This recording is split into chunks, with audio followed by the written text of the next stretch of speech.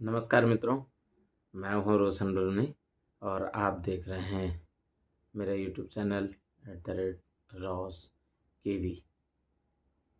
तो आज की वीडियो त्रोटक छंद में आपके समक्ष रखा हूँ, छंदों की श्रृंखला में।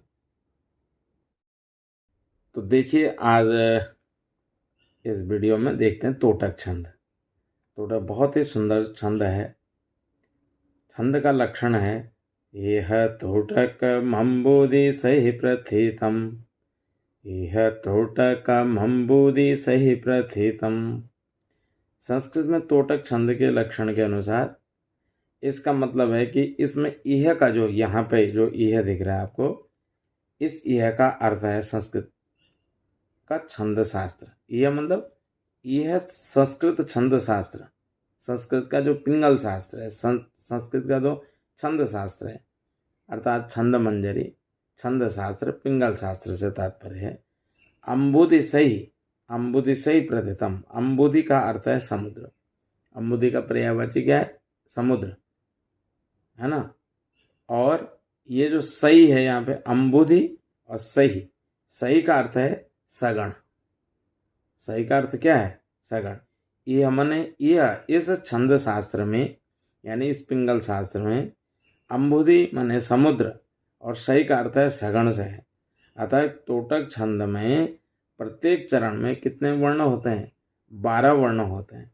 इसमें कुल मिलाकर 48 अक्षर होते हैं। 12 चको 48, चारों चरणों को मिला देंगे, जिसके प्रत्येक चरण में अंत्य गुरु, 4 सगण और चरणांत में यति विराम होता है। उसे तोटक छंद कहते हैं। इस प्रकार भी एक और लक्षण देख लेते हैं। जैसे यह तोटकमंबुदि सहि प्रथितम, हमने कहा यह तोटकमंबुदि सहि प्रथितम। ऐसी एक और जो है लक्षण है, वही देखिए, वद तोटकमब्धि सकारयुतम।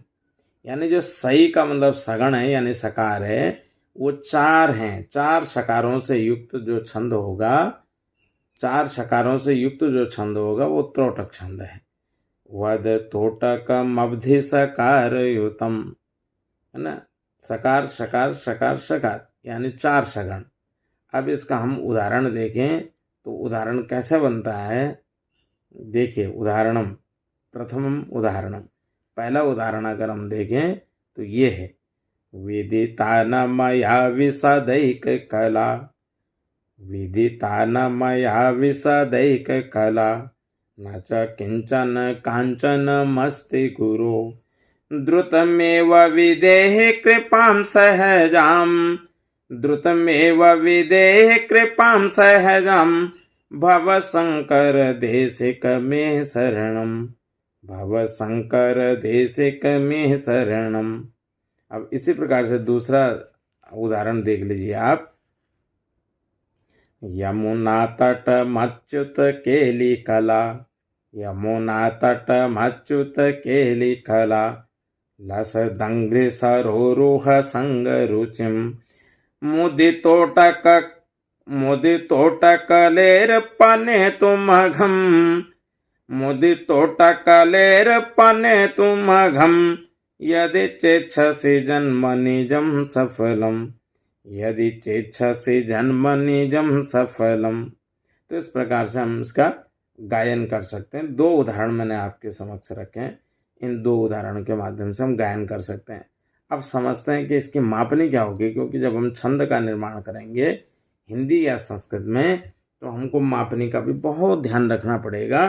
केवल प्रतियोगिताओं में छंद का लक्षण और उदाहरण नहीं, बल्कि जो लेखक हैं, नवांकुर हैं, जो अभी अभी लिख रहे हैं, तो छंद में कैसे लिखना है, चाहे हिंदी में लिखना हो चाहे संस्कृत। हिंदी में लेखन में एक चीज़ होता है कि उसमें हमको 2 चरण समान या 4 चरण समान रखने पड़ते हैं, जबकि संस्कृत में तुकांत की जरूरत नहीं होती। छंद यहाँ पे आपका छंद सही होना चाहिए, तुकांत की आवश्यकता नहीं होती। तो चलिए मापनी देख लेते हैं फटाफट।